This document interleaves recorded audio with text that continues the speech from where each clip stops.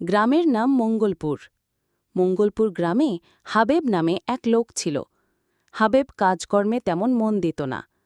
সে ছিল খুবই অলস। ভোর হলে সবাই মাঠে যেত, কিন্তু হাবেব তখনও খাটের উপর গা এলিয়ে শুয়ে থাকত। আহারে, সকালে এত রোদ, আমি তো ঘুম থেকে উঠলেই ক্লান্ত হয়ে যাই। কাজ আমার জন্য না। ভাই, আপনি যদি ঘরেই শুধু শুয়ে থাকেন তাহলে ভাত আসবে কোথা থেকে? আমি একা কত করি। হাবিব, অলস মানুষের ভাগ্যে ভাত ওঠে না। যে ঘাম ঝাড়ায় সেই সুখে খায়। হায় তুলে করিম কাটা, আমি যদি বেশি কাজ করি শরীর ব্যথা করবে, তাই না করাই ভালো। আহা, আসেন আসেন, বসেন। চা খাবেন নাকি?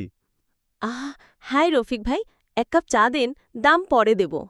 পরে দিলে তো আমার দোকান পড়ে যাবে। আগে কাজ করেন, টাকা আনেন, তারপর চা খান।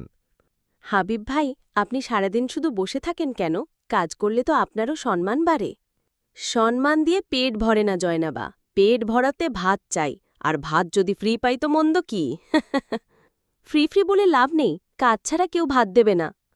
আহ, পেট চেপে আহারে, ক্ষুদায় মরছি, কে একটু ভাত দেবে আমাকে?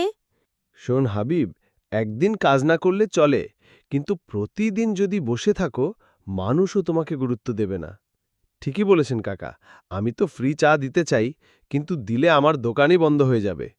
হাবিব ভাই, কাল সকাল থেকে কাজ শুরু করেন, দেখবেন কষ্ট হলেও আনন্দ আছে।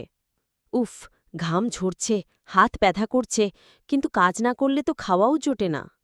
এই তো, আজ আমি খুশি, আমার ভাই পরিশ্রম করছে। দেখ হাবিব, এখন তুমি সত্যিকারের মানুষ হলে। কাজ ছাড়া জীবন চলে না। আজকের এই পরিশ্রমের সম্মানে 1 কাপ চা ফ্রি। হে হে হে, এখন তো সবাই বলতে পারবে শীতলপুরের অলস হাবিব বদলে গেছে। হ্যাঁ, অলসতা নয়, এখন থেকে আমি হব পরিশ্রমী হাবিব।